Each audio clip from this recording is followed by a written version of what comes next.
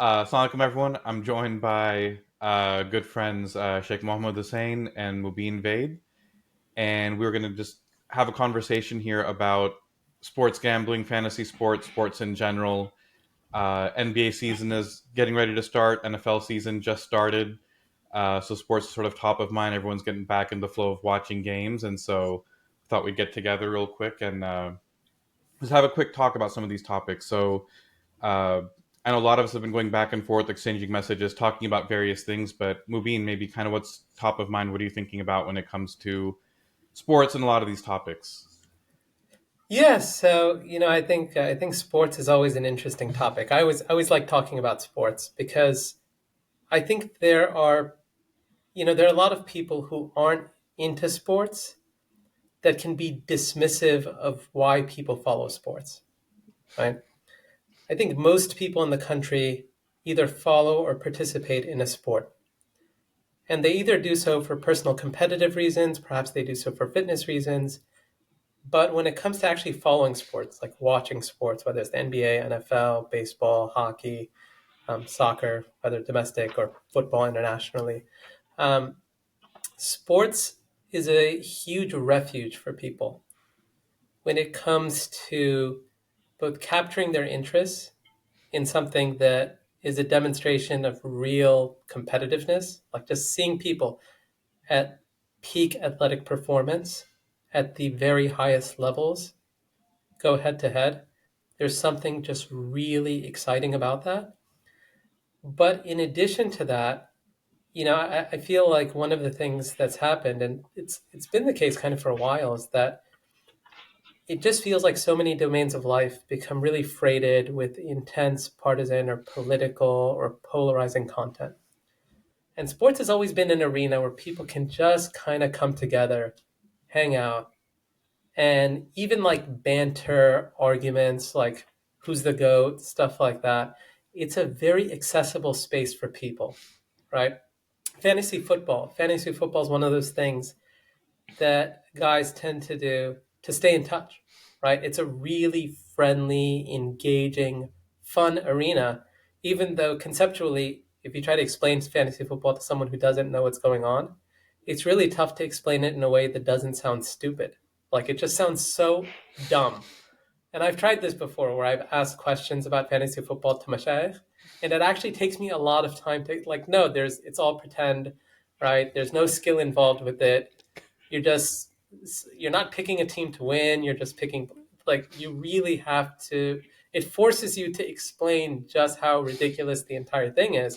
And yet hundreds of millions of people participate in fantasy football largely because it's a really engaging place to be, right? You're with friends, you're talking, gets you watching sports a little bit and tracking how different players do. But it's a social outlet in a society where you don't have a lot of social outlets. And it becomes a conversation topic between people who may have nothing else in common. And in places like work or just in other public spaces in society, it can be really difficult to find conversation topics to have with people, right? Like, what am I going to talk with so many people about that isn't going to be divisive, argumentative, lead to us like breaking off from each other? Sports becomes one of those places where people may not have anything in common can just sort of riff and talk and relax. And, I can speak for myself growing up. One of the reasons I started watching sports was largely, especially when I began embracing my own individual religiosity, was that sports was one of the only things that you could watch that was appropriate, right? Like movies, you had so many inappropriate movies. Sitcoms, television shows are so inappropriate, but sports, you could just sit back and watch a basketball game or a football game. For the most part, you were just watching people play.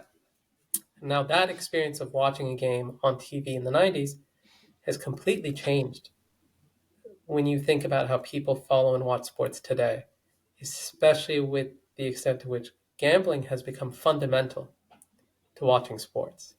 It just feels like everything has become horse racing, right? And it's become horse racing in a really aggressive, in your face way, in a way that horse racing could never have successfully accomplished at scale. And so I guess maybe those are a few comments to just set the stage a little bit, and perhaps Sheikh Mohammed can add a little bit more on this. But I think it's just fascinating to see how fast everything's moving, and the fact that as time goes on, like every day, it's getting more and more aggressive. Yeah, I I largely agree with those sentiments. Same reasons. Um, it's Sports was always just sort of a refuge, right? A way to get away from, you know, challenges, a way to relax a little bit. I was a Lakers fan growing up, so I was always up late at night, watching games. Before they made the games a little bit earlier, games were ending at 1:30 in the morning Eastern time. It was just a way to sort of like relax, end your day. You might be eating dinner over while watching a game, and then also a way to connect with with your friends. And I remember even back in the day before all of the WhatsApp groups and all the various ways that we communicate. Sometimes you just be on the phone talking trash about who's the best player, what team is better, and it was just a way to connect with people, a way to break the ice. Sometimes you'll run into someone and, they'll say, "Hey, I'm from St. Louis." And it's like, all right, what do we know about St. Louis besides the Arch, right? It's like, oh, are you a Cardinals fan, right? Are you, can't bring up the Rams now because that's kind of like a sore point. But it was just a way to, connect. And as Mubin mentioned, it was like, the most halal of the things that, that it had the least haram surrounding it. But uh, one of one of the things that's changed, I think, lar generally with sports is it's become, before we jump into the topic of gambling, uh, now there's more interest around what's going on around the sport as opposed to within the sport, right? Like the actual, you know, the X's and O's, right? Like there's different, everybody takes something different from sports. When I was younger, there's certain things that I enjoyed. As I get older, I'm I'm really interested in, even with fantasy, right? Like I do think to some extent there's there's some skill involved with it. It's like it's a team building exercise, right? And that for me, that's one of the fun parts of it. Like, all right, who's going to work together? You got to kind of look at who's going to have a bye week when, and like, there's some of those things. There's an analytical component to it that makes it exciting. And if you do that also in real life, it's a place where you can do it with like no consequences, right? And but as we've seen probably over the last, I'd say 10 years or so, with the advent of like debate shows, for example, where just we come up with these topics and it's like, is LeBron the GOAT? Is, such a, LeBron versus MJ, Kobe versus LeBron, Kobe versus MJ, all these, same topics again and again and again. It's like, oh, we have to talk about the Cowboys, and the uh, like a lot of people who played professionals back in the day will say like, a lot of the the purity around the sport has sort of been diminished because it's been saturated with all of these other external influences. And really it just comes back to the money, right? The capitalistic component of it. Yeah, that's an interesting point. I don't know, Amar, did you want to add something?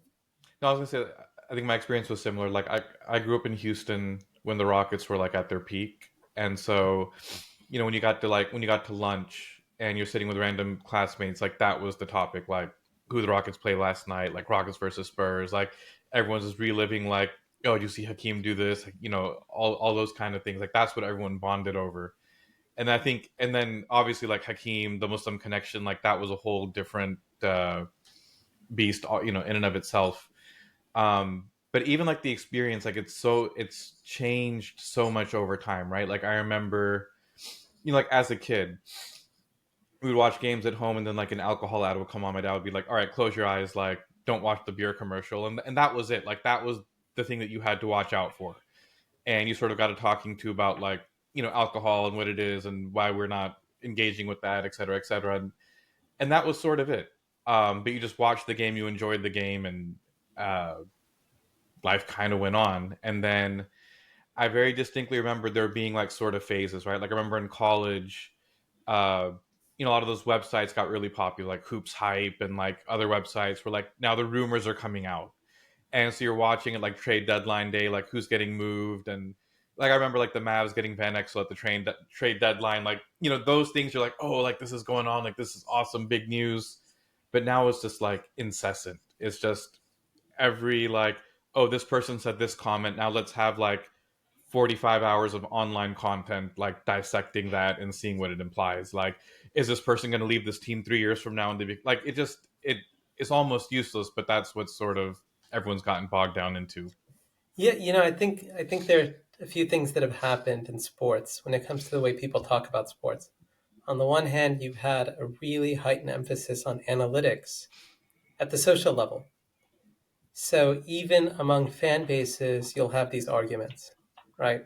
Where, let's say, a team trades a beloved player that has been on the team for a long time, maybe has aged, doesn't have the same skill set he used to have, but he's been there for a long time, right? A lot of fans of the team, normally, if you're just a normal, ordinary fan, you don't want to see that player go. But now there's almost this sense that that attitude and sentiment is dumb Yeah, because people aren't fans value of teams value over anymore. They're fans of replacement, players. like there's so much like value over replacement players, and if you look at the study analytics, like that's the smart move. If I can get a couple of second round picks and I'm, like you're supposed to be happy with the trade. I remember when James Harden got traded from the Rockets a few seasons ago, and people were getting, and in hindsight, it was a good trade, right? People said, "Well, it's a horrible trade," and even I was disappointed because I said, this guy's won MVPs, he's been with the team so long, and we just traded him for a bunch of draft picks and expiring contracts. And there was a segment of fans and sports commentators online that said anybody who's opposed to this is just sort of idiot, right? Like you're so like dumb and unsophisticated or whatever. It's like, well, normal fandom actually is based on just regular attachments that people develop to teams and players. Fans are supposed to be disappointed when their favorite player gets traded, right? Like that's actually a very regular emotion to have. But now it's almost as if everything gets broken down. And in addition to that, I think what that type of analytical approach to sports does is it creates a lot of interest in the shadow activity of sports as opposed to the actual game itself. And I remember this during the NBA Finals recently, where you had what was, generally speaking, an underwhelming finals, right, between the Mavericks and the Celtics. But on more than one occasion, the bigger story, you wake up the next morning, the biggest story about the NBA has nothing to do with the finals. It has to do with the Lakers head coach and their head coaching search, right? Dan Hurley turned them down. They're talking to JJ Redick, whether Paul George is going to sign with the Sixers, what he's indicating. Those are the leading stories on sports talk, not the game. And this is the finals. And I remember thinking, like, that's actually a really bad sign for the sport itself, because the game, for the average fan, it doesn't, what you're basically saying is it doesn't scratch the itch anymore. Like it's not enough. Like what's more interesting is all the other stuff that's happening, whether it's the social media activity, the Twitter activity, the trades, the signings, the coaching searches, the sports talk, right? Um, the political connections, what these people are doing in their free time, the rumors, the gossip, all of the theater around the sport, and by extension, the athletes and everything they're involved with, become of greater interest than the actual game. The product itself becomes really weak, right? And it's almost like secondary to everything else. Doesn't that sort of align with like the societal shift? Like, the advent of like more reality TV shows. So we want to know what these athletes are wearing to the games, where they're eating, what they're doing, what their political persuasions are, um, you know, who they're dating, who they're talking to, who they were seen with working out with this summer. like all of these things, and everybody's sort of interested in the drama and the hype. And you know, I don't know if you spend some time now with people around games, most people are like just on their phones, right? Like even at the games, you have so many people like so busy with like their phones, and I guess eventually we're gonna get into the topic of gambling, but people looking at their phones to kind of see how they're doing, and taking pictures and not really like just appreciating like the game and the work, Yeah, I that mean now that goes watching a into it. game, like half the fun is scrolling Twitter at the same time and seeing the memes like in real Oh yeah. time reacting to the game. Today was the opening Sunday of the NFL. The biggest story this morning was Tyreek Hill getting arrested for reckless driving. And the video, I think it was like TMZ or something that put out that video on Twitter. Or Adam Schefter, I think actually it's Adam Schefter who put out the video where he's getting arrested. And it's a really physical, they're sort of manhandling him a little bit as part of the arrest. And the key question is he going to play? And, suddenly tweets are coming out, the Miami Dolphins want everyone to rest assured, like he's going to be ready to go game time. It's like an hour before the game, the guy's getting arrested. And then he scores a touchdown. And to celebrate, he puts his hands behind his back like he's getting arrested, right? And that picture suddenly becomes this like viral photo of his celebration during the game. So yeah, a lot of the theater around the game almost dominates the game itself, right? And and by the way, now like the rivalries between, like you said, Schefter, Yeah. but like the rivalry on reporters is more interesting to people than rivalry between teams. Like, are you team Shams or Woj? Yeah. Oh yeah, no question. Who's able to land the interview? Who gets Yeah. who breaks The question that comes to my mind is how much money did that police officer have on Jacksonville, the yeah. right? There you go. Yeah. Because that that's kind of the question with all of these things, right? With everything that's happening, right? Like generally speaking, I think they play in Miami today? It was in Miami, right? Is my Yeah. result. So like the chances of your star player getting arrested right outside the stadium, I mean Really? that doesn't. Driving. I mean, I think he's Yeah. gotten arrested for that, or at least like, yeah, I think he's Yeah. gotten arrested for that before. So who knows? Mm. Yeah. I mean, reckless driving could mean a lot. Like it could have been really reckless. I have no clue. Oh yeah. Yeah. So, and that's part of why, I mean, even the JJ Redick and LeBron podcast, right, kind of like took off a little bit, got a lot of interest from people because they were kind of going anti, debate show and just like, hey, let's just talk about X's and O's, and then the commentary around that was also interesting because a lot of people who do these debate shows and debate these various topics like who is going to be the next Lakers head coach is like, well, how does how much does that matter relative to like what's actually happening on the court and the players and the team construction and people just trying to more deeply understand the game. And there was a lot of you know hatred towards that podcast. I noticed, and Well, I'm not sure. I think I think well, it's not as if JJ Redick hasn't been part of that. It's not like he hasn't been part of that environment, Hmm. right? Mhm. He's been on debate shows. Now he argues against people like Stephen A. and some of those guys, but he has provocative takes, right? I Mhm. mean, he has takes that He knows how to play himself the out game. there, huh? Mhm. He knows how to Yeah, of play the game. course. Like he's he's not someone who has this moral high ground against everyone else that's in this space. So I tend to agree with some of the criticism of him, but LeBron has always been a good, um, like he's very good at curating his public persona and managing his brand and reputation, right? And so, and I think if you're an athlete at his level, you have to be good at that. You have to have not, you have to have a lot of extensions of yourself that do some of the dirty work that you don't want to do directly. So whether it's agents, friends, uh, people in the front office, right? Um, and so that's like a bigger story about LeBron himself. But that podcast, I think it served its purpose for both of them, right? Like both like these podcasts aren't just an opportunity for people to go out and they have a message that they want to deliver. What's more important to both of them is, LeBron's thinking about life beyond basketball. JJ is thinking about establishing his own independent outlet. He's seen other people do it, like Shannon Sharp with Club Shay Shay. Stephen A. Smith with his own podcast, and he's thinking if he can make a lot of money, become a millionaire on his own terms, and build that out, why would he do it as part of a network where he's subject to their own, contractual restrictions, and he's always at risk of losing his job, right? And so, like, there are plenty of reasons why these guys do these things that are not like, oh, just purely out of love of the game, right? So there I think it's a good segue. There's a lot of things now around the game, right? Like, so gambling is the obvious one, and it's sort of, and we can get into like the ads and the promotion and the normalization and all those things. Um, but one thing that, like, I was wondering, like, I've been wanting to talk about sports gambling for a while, and I was wondering, like, are there a lot of Muslims caught up in sports gambling? Is this an issue in our community?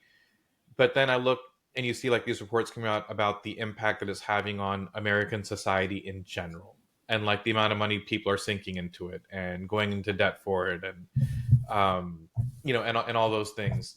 And so, let maybe start it out with this question, which is, even if we might not know people who are impacted by it personally, and it might not seem to a lot of people that this is really high on our list of like urgent priorities, but like, why is it important to even talk about sports gambling and address that?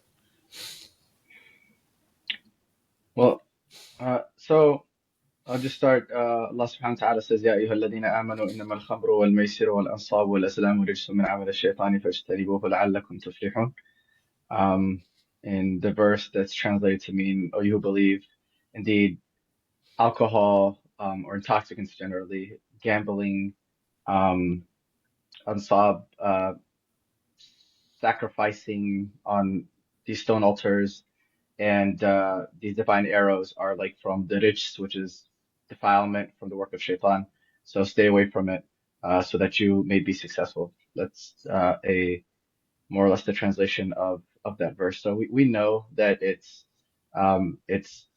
haram, and that it's also one of the major sins, but it's also one of those things that was kind of overlooked a little bit for us growing up. Like I spent very little time like being preached to about like how haram gambling is. It's like, yeah, gambling's haram. We all know it. Like nobody does it. Like, it was kind of like, an afterthought. It was just, I mean, society's changed so much, right? But it was just one of those things. I mean, frankly, even like if we're talking about the Muslim community, um, kind of going through the stages, there was a time where like, uh, even alcohol wasn't a common thing, right? And then over the years, whether in public or private, you see more and more Muslims consuming alcohol and frankly all sorts of intoxicants. So the bar and the threshold for what's sort of normalized, or the items, things that need to be addressed, uh, has uh, has been has been raised quite a bit over the past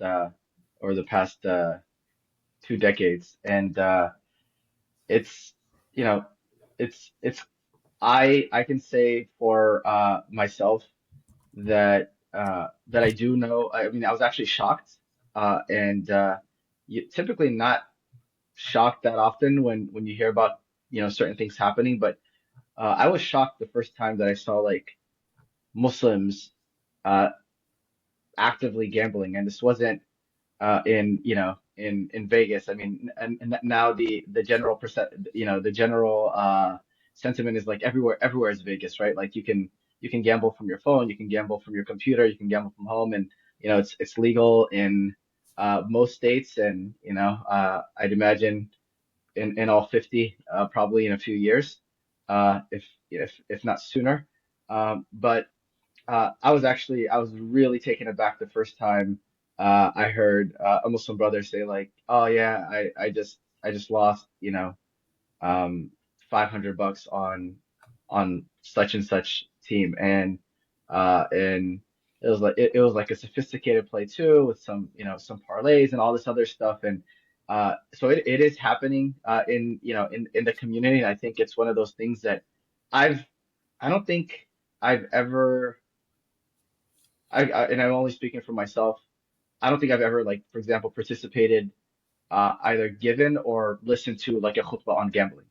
Like I can't right now, like off the top of my head, like recall when I've listened to about alcohol, zina, like just about every other major sin, but I've actually never, I don't recall at least at this present moment ever I haven't heard listening one to. either. Yeah. Yeah, and I don't know, maybe Mobeen has.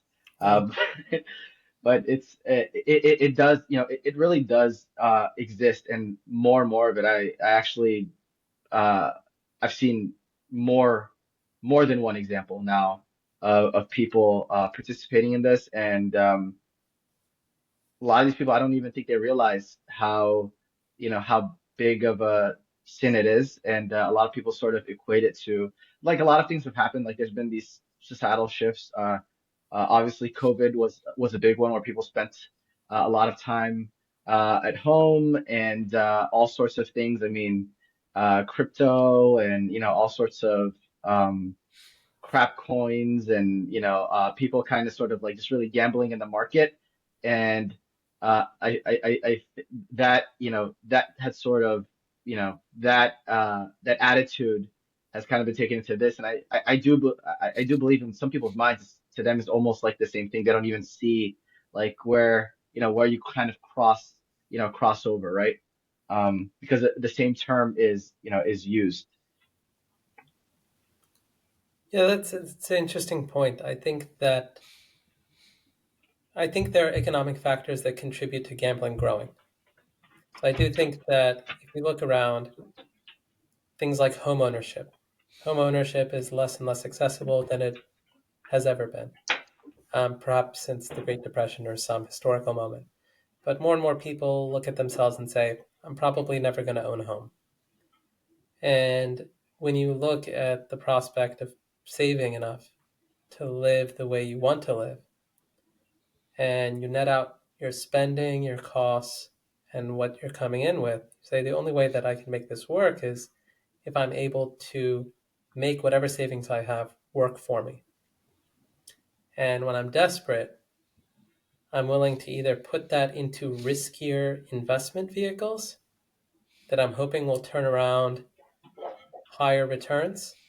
So, to your point, with something that functionally feels a lot like gambling. So, a penny stock that I know very little about.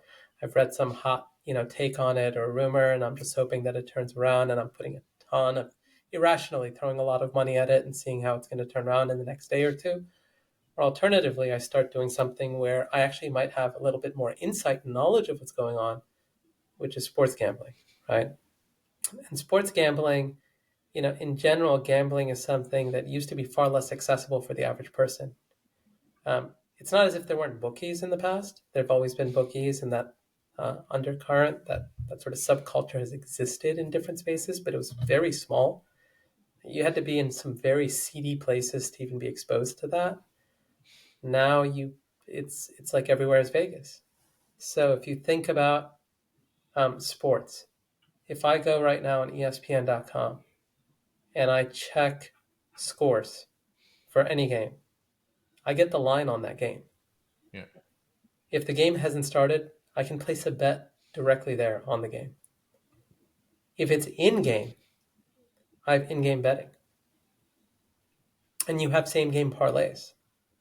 And so for people who aren't familiar with the concept of a parlay is a way that a gambler can compound a a gambling a bet to get higher returns. And so what I might do, instead of just betting on a team winning, like let's say I'm betting on the Dolphins beating the Jaguars, I can make two bets. I'm betting on them winning and I'm betting on the Cowboys winning. I think they're both going to cover the spread. And if I get both of those bets right, I get a higher return than one. And if one of them misses, I lose the bet. Now, with same game betting and parlays, I can do that within the game itself. A player's going to go throw over 300 yards and get a touchdown. And this guy's going to get a sack. And they'll have those parlays available in game where even at halftime or in the fourth quarter, there's always something that I can sort of click. The impulse betting is always there. Oh, I think another field goal is going to happen. Like there's always something else to bet on. And so your interactivity with the sport is so bound up with putting money on it. And more people now are watching sports with the entire experience being governed by gambling. And one of the reasons that sports in America are embracing this is because it's one of the few things that's bringing people back to watching sports more often. Sports viewership in general has not been on the incline. If you look at Generation Alpha, which is people born after 2010, I think only 15% say that they enjoy watching sports. Like just watching sports is not looked at as a generally enjoyable activity by them. Especially younger people don't have that experience with sports. They're long. Some sports are very complicated. Their rule books very ornate. Some are slow sports. Why would I want to watch it, right? Now you incorporate the gambling component into the sport, and even for young people who aren't necessarily gambling, it's still something that is overlaid to the point where every time they're watching, whether it's on TNT or ESPN or whatever, the game's starting, they talk about the spread. They talk about the over-under. You're watching commercials for DraftKings, right? You're watching commercials for one gambling platform after another. And they have contracts with all the big athletes, with all the big personalities. FanDuel, right? This is totally dominating sports coverage. And so now when you think about how people relate to sports, I mean, 10, 15, 20 years ago, you think about why we weren't giving khutbahs on gambling. What would people's exposure to gambling have been? Maybe a lottery ticket. Maybe in the office, there's a pool for March NCAA Madness. tournament. Yeah, the NCAA. That was kind of a fit. It's like, hey, we're not doing it. We're like the one person that's not part of the tournament because we don't gamble. But now it's basically every person's experience with sport is putting money on it. And the entry point for a bet is so low that there's this question of why wouldn't you make your experience watching a game more fun? $5. $5, right? Why not? And I mean, you mentioned something earlier too, which was like the predominance of like analytics and all these things going out, right? And I think there's an element too of, before when you were watching a team, you had an opinion on like, oh, why'd they trade this player? Why'd they do that? Now with analytics, everyone feels like I'm at the same level as the GM. Or like I'm at the same level as the coach. Like, why don't they put that person in the? Because I now have like information that is giving me an informed opinion. And if you're consuming all the podcasts about like the teams and the insiders and like you're gonna think that you have the edge and that you can come out ahead when you place your bet. And the people who actually do have those edges, Are not allowed to bet. they're not allowed to bet. They get Right? blocked. The They get sports blocked book, by those the sports by books don't FanDuel allow and them to bet. They limit their bets to $5, $2, like literally $5 to $1 bets, or they permanently ban them from their platforms. These are platforms that are designed to prey on people who think that they can beat the system and persistently lose. So if you look at Europe by and large, the athletic scene has had an open gambling arrangement for decades. I mean, it really goes back. And so in America, we're very new to this. And over the years, they've had major issues socially with the consequences of their gambling culture. People losing their life savings, people committing suicide at high rates. I mean, really big problems as a result of sports gambling in Europe. Over the past few years, different sports leagues in Europe have tried to respond to them by taking steps to regulate gambling and people's exposure to it. So in the Premier League, they banned teams from having gambling advertisers on the front of their jerseys, right? And that's the most desirable and highest cost marketing space that people can pay for on the jersey.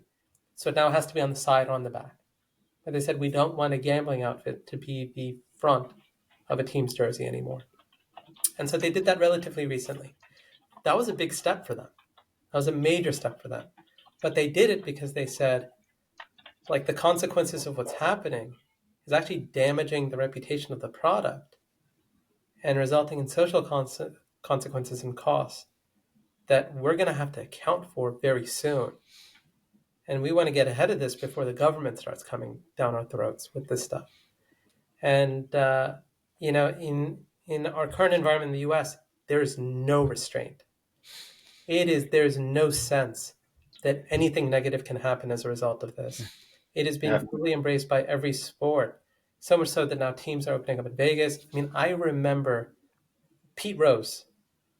Like, if you were growing up, there was this old thing on sports talk radio, where whenever there was a slow news day, or it was like an off season, they would just debate Pete Rose and whether he should be in the Hall of Fame. And the Pete Rose story was he was this undeniably amazing baseball player. He also managed. He was, indicted and identified as having gambled during his playing career toward the last few years, and then also as a manager. He was gambling on baseball games. And as a result of that, Major League Baseball banned him from the Hall of Fame. Permanent, lifelong ban. Now, that was a huge story, and people would debate it, and you'd listen to people arguing both sides in the talk show. For the past few years, you've had so many athletes bet on sports. It's Michael actually not Porter's even brother. it's actually not a big story anymore. Even in baseball, who's that guy in LA? Otani? Yeah, Otani, yeah, Yeah. He just His paid off the interpreter. bookie, and his they interpreter, yeah. he paid off the bookie. It was a large sum of money, and the team just kind of took for granted that, and the league took for granted that he paid him off because the interpreter, he was trying to resolve his debts. But the story went away very quick, and he probably means too much to the sport for that to be a scandal. But the idea that there was this gambling element with the bookie and money from his bank account going to this, it actually was not a big story at all. Right. Right? And you've had players in the NFL, NBA players. Sure, they're not superstar players; they're second tier players. But nevertheless, the fact is that you're having more and more players get caught gambling on games. And But it so also I depends on think, how you view the Michael Jordan 2 year retirement. yeah, no question about it. Yeah. Michael Jordan, they say a huge gambling problem, right?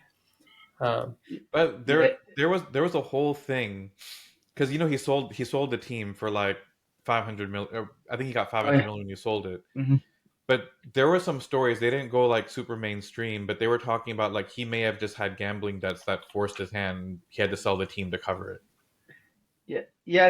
There was a story as well that he was on the other side of the GameStop trade.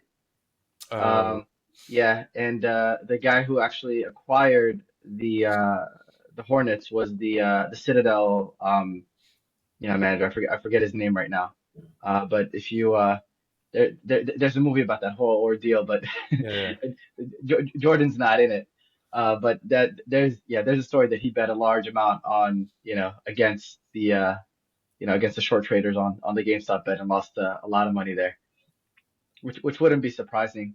To Mubin's point about the even just the advertisement, right? It's everywhere you look, it's in your face, right? And I mean, it's all. I mean, really, it's all about the money. I mean, a lot of this was a lot of the case for gambling and legalizing gambling and making it sort of reversing PAPSA or PASPA or that old regulation and bringing it back to the states. The whole idea was that it's going to generate a lot of tax revenue, right, for the states, right? And the states have lost a lot of money, especially during the pandemic, right? So that happened, and now I was just reading an article the other day, I think it was in the Guardian, about how the sports gambling companies, the DraftKings, FanDuel's, Fanatics now, Penn Sports, how they're violating their own self-imposed restrictions on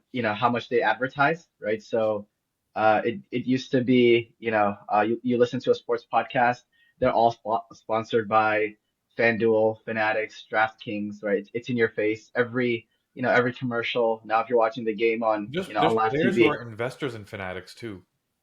Hmm.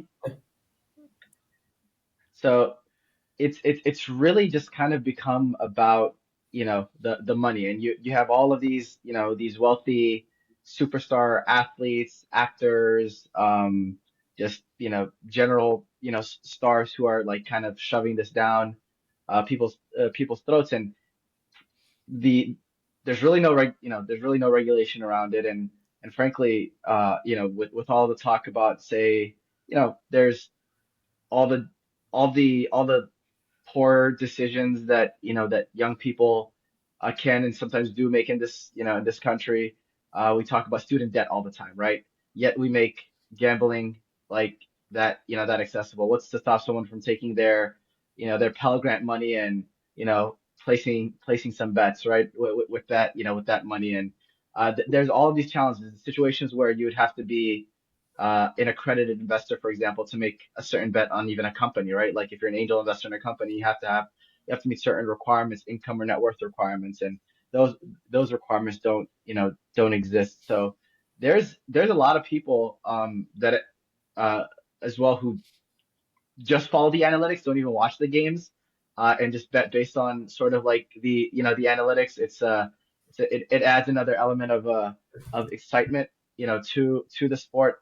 I'll flip this to you, Arma, for a second, because we'll talk about the NBA, for example, and uh, with Mark Cuban selling his team to the Adelson family, and what your thoughts are about that. A lot of thoughts about that. I felt like that was like a super like that should have been a big story, and it just sailed under everyone's radar. Like no one. It should be a huge deal that like Mark Cuban of all people just sold the team, and all of a sudden is not president of basketball operations or like in charge of basketball decision making anymore. Like he's not the guy that was out on stage accepting the trophy when they won the Western Conference finals and stuff, right? But it seems like he essentially cashed out, ironically, making a bet that they're going to be able to legalize gambling here and build a casino. And he's essentially hoping that that's going to give him a much bigger payout. And so it seems, from whatever reports that I've read, that that's the case. It seems like that should be a bigger deal. And it's like no one talked about it. I think Pablo Torre is the only one that even got into it like a little bit um, on his YouTube channel. But yeah, it was a very like under the radar story. Sports owner selling the team in order to he's essentially divesting from the NBA to invest in gambling. Yeah. Hmm. Well, invest in sports gambling, right? He's basically hedging his own bets and saying that the long-term profitability of being on the gambling side of the sport is going to be greater than the The sports, profitability yeah. of the actual sport itself, right? Yeah, And yeah, I this, mean, this is what these yeah. houses, these sports books, they get it, right? And the family that he sold it to, right? I mean, like the Allisons, they made their money from casinos, Mhm. and they've been historically like lobbying the state of Texas to get the laws changed.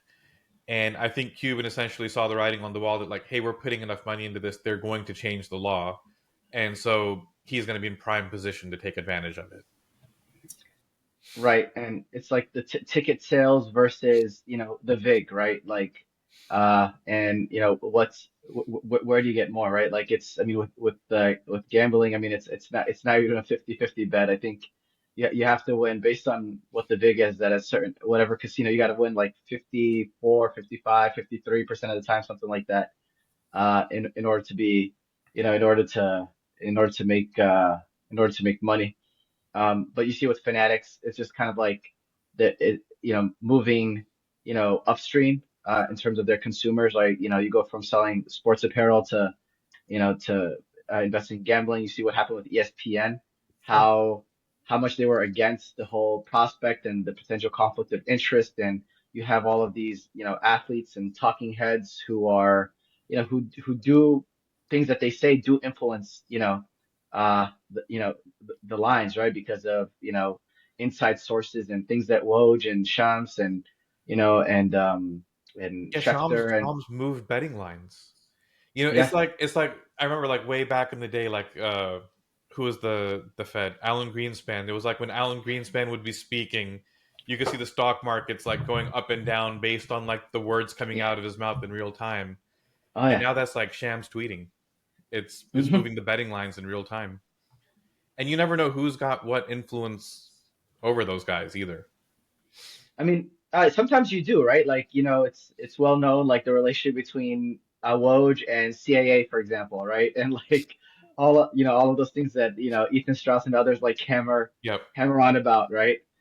So there's all of these conflicts of interest, but ESPN was kind of holding this this position of that, hey, like it's a conflict of interest, and spewing all sorts of like I mean it was really virtue signaling until the time was right to where it made sense, right? They didn't want to buy Barstool Sports. Barstool Sports was acquired by Penn Gaming, and then they go and bring Penn Gaming, which becomes essentially like ESPN bets, right? And I mean they just realized that the number of people who are watching these games on live television and league commissioners, right? Like you know uh, are looking at, well, hey, these TV deals, right? And what's going on there, and those prolonged negotiations, and how much money everybody's making, and it's not just coming from like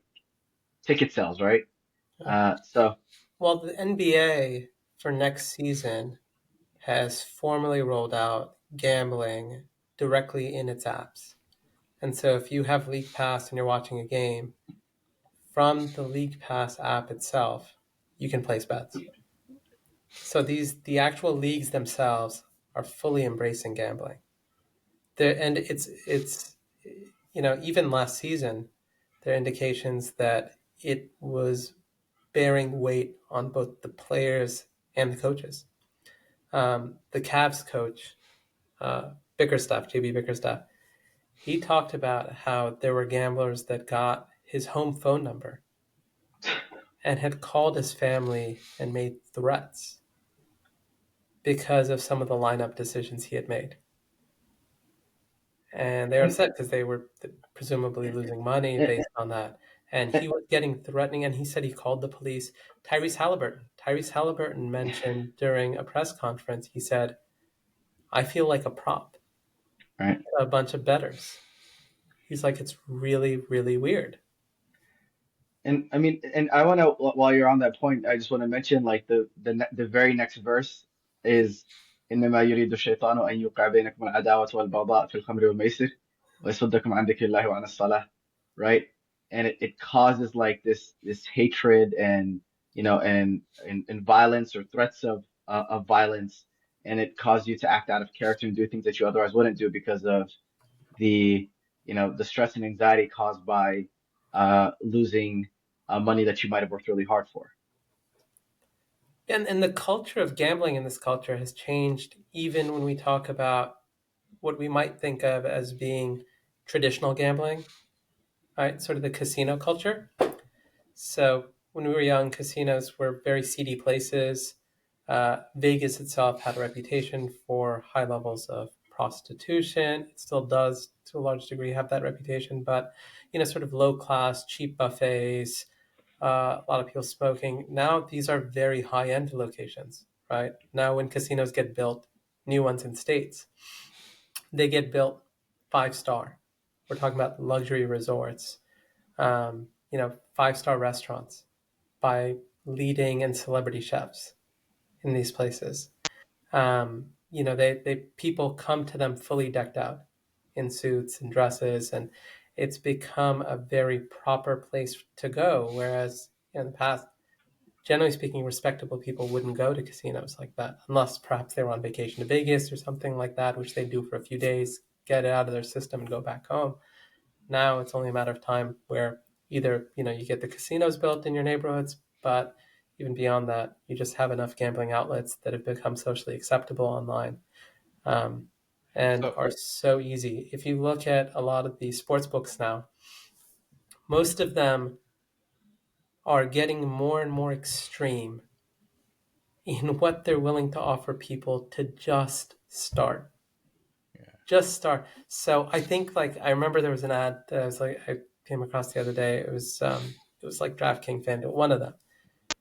They said if you gamble $5, they give you what's called $250 free in bonus bets. And bonus bets is just money that you can actually bet. So you can't cash that money out. You have to gamble it. And if you win, you can take your winnings. The idea is it's just money to gamble with. And they're willing to give you $250 in bonus bet just to gamble if you bet $5 of your own. They're saying, hey, the entry point, they can't make it any easier for you. They Well, want to and hook that as tells you many the people on business model too, right? Like if your customer acquisition cost is $250 that. Huh. and you're okay with that, it means you're making a whole lot more on the back end. But Oh, moving, yeah. what you're mentioning there raises a question which I think is kind of interesting. Like what society normalizes versus what it makes like taboo, right? So like, cigarette and tobacco is like you can't have a TV commercial for tobacco. Like you're not legally allowed to have like an NBA game brought to you by like Marlboro or Camel Lights or something. Like that's just not going to happen.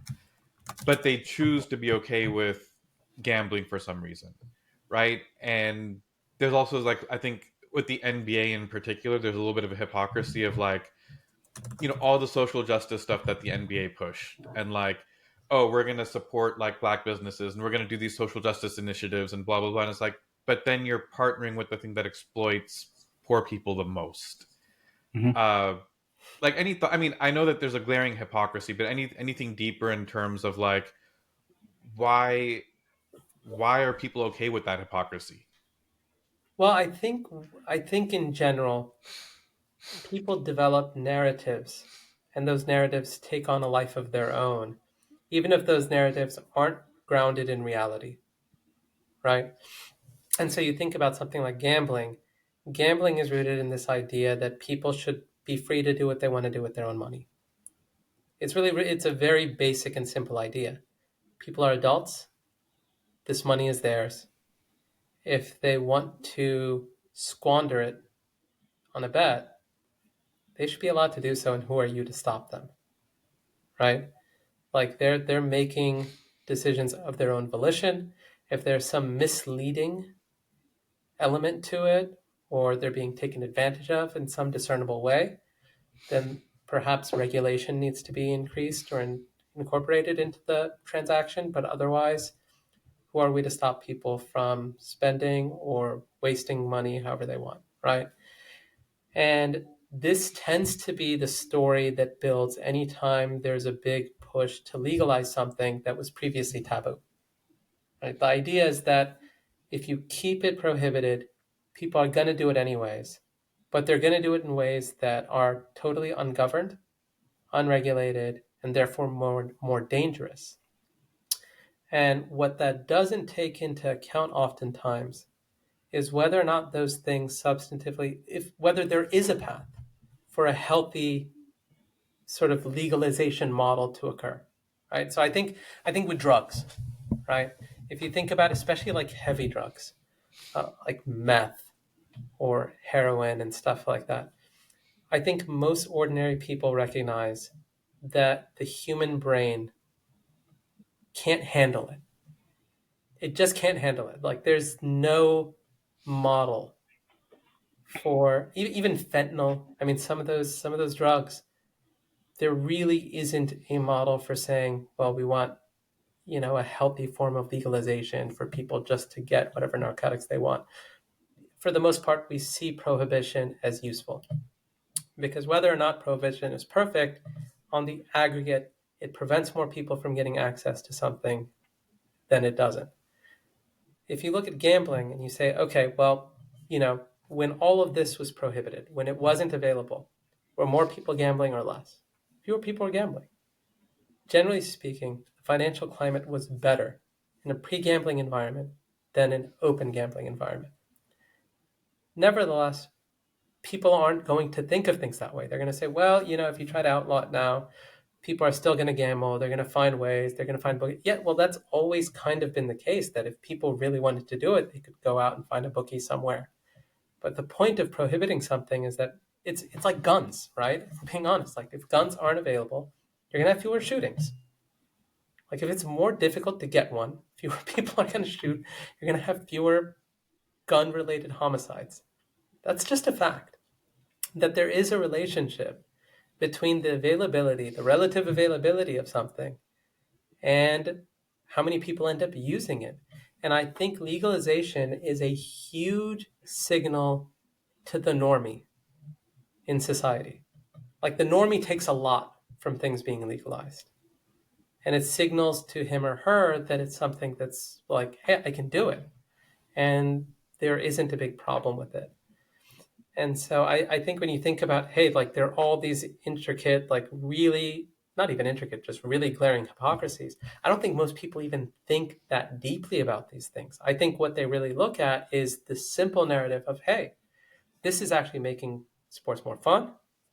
It's allowing me to spend my money how I want. I'm enjoying it. All my favorite athletes are promoting it. Suddenly, when a thing that used to be taboo becomes normalized at a heavy level, people no longer even can conceive of why it would have been prohibited. And in fact, most people now are very much okay with it. Like most people don't seem to have a moral issue with FanDuel or DraftKings or any of these groups, right? Jamie Foxx has been promoting this stuff long enough. LeBron James now is partnered with them. Like every major athlete, every major celebrity, they're all coming out there. Like it's people have been saturated with this for long enough where ordinary sports viewers don't see a big deal with it, right? Like it's just part of the game experience. And the more and more that becomes sort of entrenched in society, the more difficult any conversation can be had about it, right? And the most that people will ever say, I think, going forward is that maybe we need some guardrails. And those guardrails are things that suddenly now the sports books will say, we'll take on responsibility of doing the guardrails because we want to be seen as a responsible sports book, right? And so it just becomes another marketing ploy for them, for more people going to them because they're a more responsible sports book instead of others. Like it's it's very much gimmicky, but the idea that we want to actually go back to a day where these things weren't available, it's increasingly becoming inconceivable to people. Whereas to me, it's very obvious that it's not that hard to go back. It's not as if we've been doing this for that long. And the damaging consequences of it are already evident. It's already evident. Like if you look at the statistics, you look at the money loss, you look at what it's doing to individual people psychologically, to their personal health, to the complexion of our society overall. There's so much damaging that's already happening. And to the sport, even to the sport, to the athletes, to the coaches, like everybody is being adversely affected, even if their bottom line's going up, right? Like people are making, there are like a very small number of people at the top that are making a ton.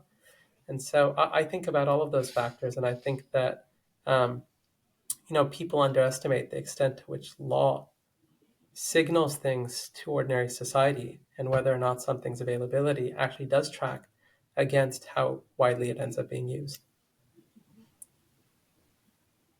I don't know if you wanted to add anything to that, Ahmed.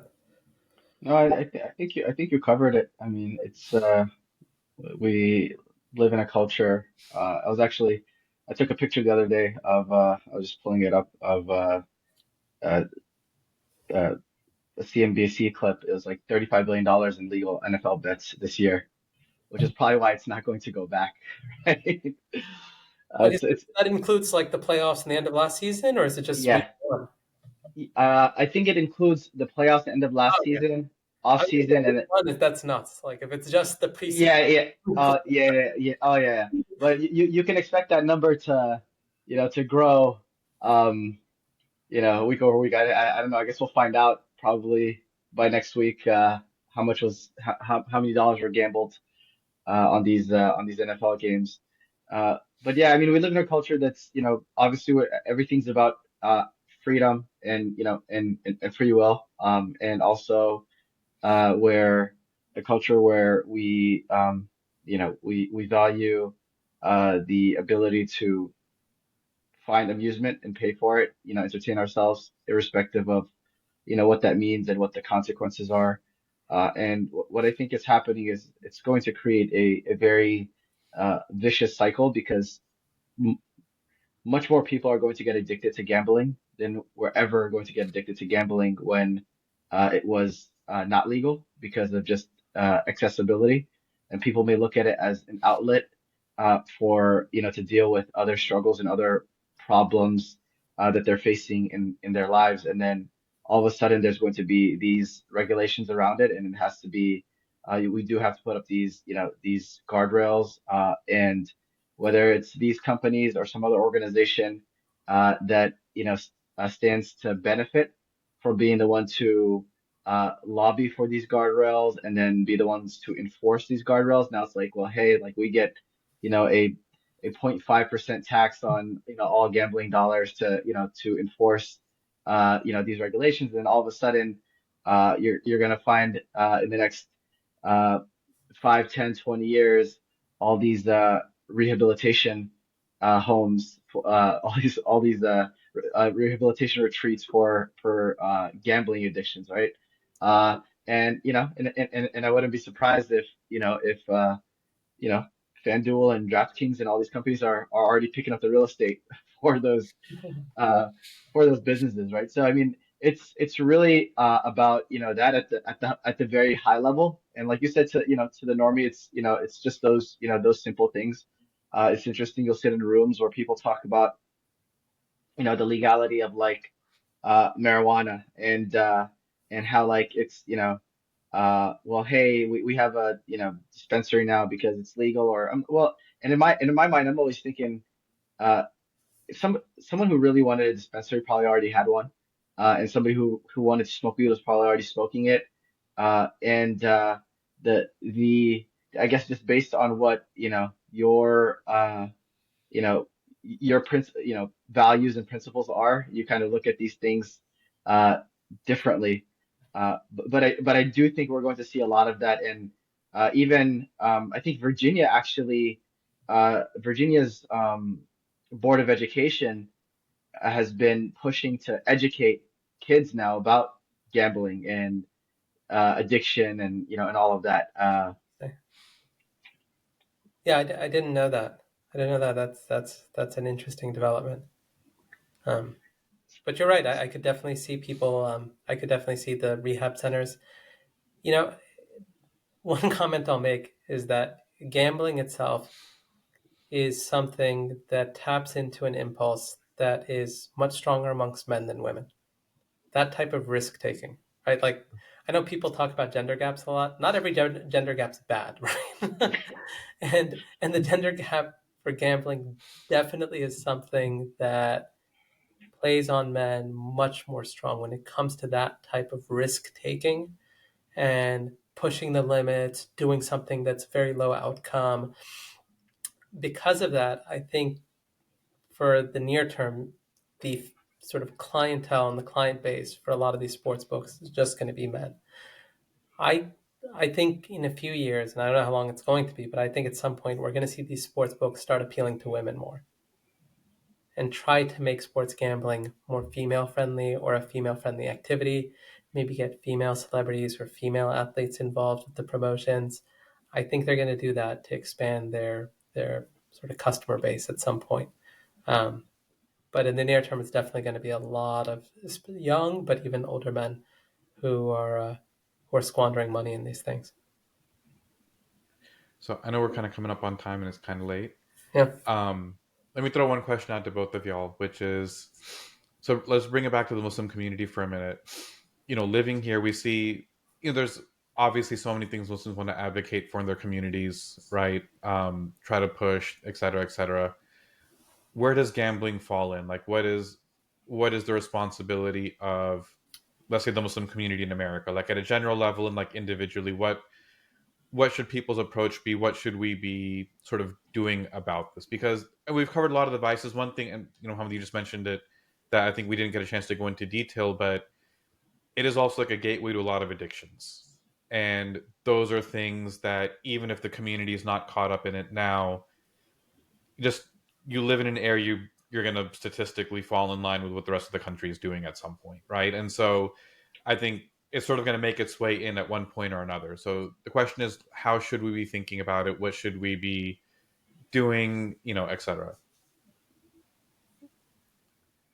I think a lot of it comes back to we're seeing more and more training in our communities around just general financial responsibility, right? And I know topics that are covered are sort of like, savings and, investment and debt and all of these various things are covered, right? You go to any Islamic conference, there's a topic. It's usually like the mortgage companies that are talking about these things, and there's all sorts of companies now. There's Muslim-owned insurance companies, and there's a lot of training out there around just general financial responsibility. I think that's a great area to talk talk about this because the the same things that lead people to risky investments also do lead them down, this path of gambling, and then also understanding, if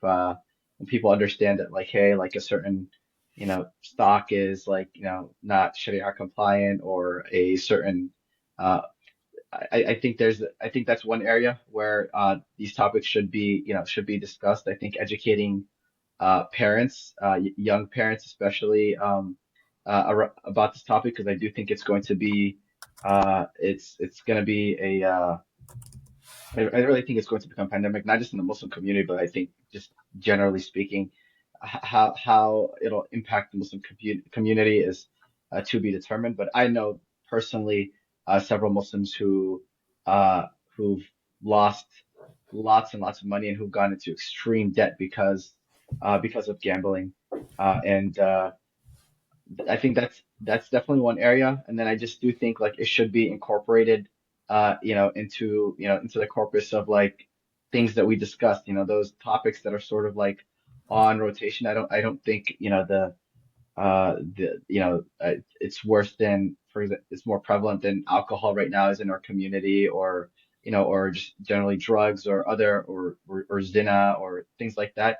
But I do think it has to, it does have to come into the rotation now, because it's only going to expand, and propagate over the next couple of years. And I think it's going to be really damaging to just not to our communities, to our families, and to our institutions as well, because our institutions suffer. You look at the first and second, third order effects of this is like when somebody goes into a severe debt, what typically happens is like, well, the family now has to bail them out. And when the family bails them out, that means there's less to go around in the community, the masjid that they're supporting, the various, institutions of, Islamic scholarship or youth work or whatever, those things do support. So, I don't think as a minority, we're not in a position, uh, you know, our tax dollars are not, are not supporting our institutions, right? So we're not in a position to squander those sorts of resources, and we should be very, very careful about that. I guess I'll add a few thoughts to that. I think in general, if you look at the Muslim community, there are a few times when Muslims commonly get lectured about money. I'd say the most prominent one is fundraisers, where you get a lot of talk about giving and being generous. I'd say that's probably like the 90-95% case of when a Muslim will hear anything about money and giving and financial ethics at all. Um, I think when most Muslims think about halal, haram, and Islamic law, what comes to mind are different prohibitions, perhaps things like the biha or halal meat. Maybe there's some other issues that'll come up. But financial ethics doesn't tend to be a prominent part of that discussion or something that immediately comes to mind. And in the Quran, one of the things you see is that the people of Shu'aib alayhi salam, they object to him. And one of their objections, one of their strongest and most fervent objections against him, is that they can't do with their money what they want. Like, why doesn't God allow us an naf'ala fi amwalina ma nasha? why doesn't he let us do with our money what we want? Why can't we just do that? And if you look at the condemnations in the Quran around the people of hell, frequently there's a relationship between them and their own relationship to money. وَتُحِبُّونَ الْمَالَ حُبًّا جَمًّا. You loved wealth inordinately. Just feverishly, you had this love of money. الَّذِي جَمَعَ مَالًا وَعَدَّدَهُ. The people who just amassed wealth and they constantly counted it, right? They're just obsessive about their own money. And so having a sort of unethical relationship to money is a tremendous vice in the religion. And it's symptomatic of a corrupt and blackened heart. And so when we talk about gambling, it's not just about the second and third order effects on society and families. It's also about a person's spiritual state and their standing in front of Allah subhanahu wa ta'ala. And that is a huge, huge risk that people are not conscientious about or aware about, especially relative to other things that they may have a heightened awareness about. And you'll see this where people can be very scrupulous with things that they take seriously, right? So you'll find people who perhaps are very scrupulous with what they eat, but not where they earn their money, or how they earn their money, or how they do business, or how they transact, right? This area becomes a problem precisely because this part of our own community dialogue is underdeveloped and it's not something we speak to enough. And we don't speak to it enough, partly because we just don't have a lot of forums where we're having these discussions in a way that advises people, especially beyond a couple of pet issues. Home ownership tends to be an issue where potentially this will come up, especially with Islamic banking. People think about that, and people have their criticisms, and it becomes a very sort of fraught and tense dialogue. But more generally, the idea that I need to think more ethically about how I earn my money and how I spend it, and that there are certain red lines that are strict prohibitions with what I can do with my money. It's not a free-for-all. I can't just do with my money whatever I want. And there are certain types of transactions that are strictly prohibited. Am I violating those transactions? I do so at my own peril, right? These are sinful activities that I need to make tawbah for. And so just as much as that person needs to get right and square away his debts with whatever sports books he's been spending with or bookies that he's in debt to, that person actually needs to engage in a thorough program of tawbah and repentance to Allah subhanahu wa ta'ala. Because that person is also now accumulated a sort of spiritual debt through all the sinful activities he's engaged with. And so when we think about one of the most direct implications of gambling culture growing, it's a distancing from a person and their relationship with Allah subhanahu wa ta'ala, where now they become less religiously practicing, less frequently come into the masjid, less connected to Muslims. They don't feel spiritually alive. Their own sort of hal, as it were, their own sort of state is declining and eroding. And they're doing so day after day, week after week, in something that they perceive as being mere entertainment. They don't even see the danger of it. And so when you have a gap between sort of public and personal perception and the reality of something, it obviously becomes an issue that we have to start talking about a lot more seriously than we have in the past. One thing I'll add to that, we mentioned a great point about just uh, financial ethics. One thing that is when it comes to qimar and maisir and just gambling generally, one of the topics to discuss is the other element of it is just like the excessive entertainment component of it. And there's ahadith and statements about like whoever plays backgammon and like shatranj and all of these things. And there's differing opinions on that. Is it actually haram or is it or and many scholars will say it's more the element of like the amount of time that you spend in these activities, right? Like uh, you know, a chess game can go for many hours, sometimes, days, right? And there's a quote from Ibn Taymiyyah about that saying that it's actually uh, gambling is worse than riba, right? Because of the entertainment component of it, and then also the financial component of it, right?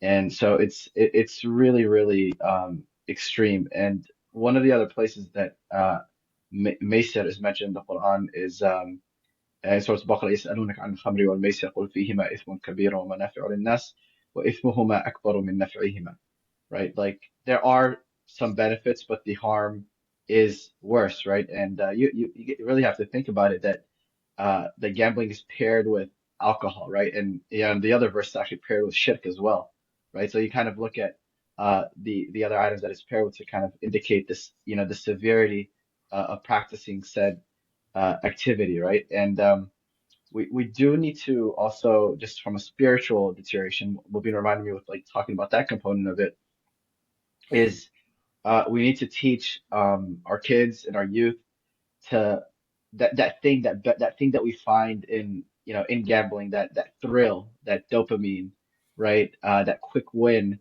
Uh, Other ways of finding that, and finding that that dopamine, that thrill in halal activities, right? And most importantly, in things that are going to bring you closer to Allah subhanahu wa ta'ala, and not and not distance you. So I do think we need to think about that as well.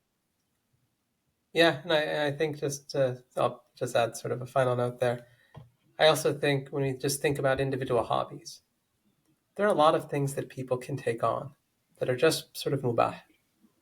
Maybe even there may be even positive elements in terms of how it helps or encourages personal development or anything like that. But the idea that people actually have a lot of avenues in life, like it's not so constrained. There are tons of things that people can find interest in, that people can find individual fulfillment in and enjoyment, that don't incorporate or involve anything haram at all, right? And so, like, obviously, like with sports, even with sports, like people can play sports. They don't have to gamble, right? They don't have to be consumer addicts in such an environment. And so like there are things people can potentially do, or make avail themselves of, that are far more beneficial than, to your point, just sort of overindulging in entertainment that way. All right, I think we can end there, inshallah. Jazakallah khair, both of y'all, for joining and helping me also restart my podcast here. So, uh, How about we make a pact? At some point in the next, let's just say, let's be generous here and say in the next 6 months we will each give, because I know we all give khutbas on gambling. Inshallah, yeah. Bring I'm it So up, down. We right? we should actually, we can probably collaborate on one and spread it around too, because I think people will yeah, be looking for talking points as well. Yeah, yeah. yeah. Inshallah.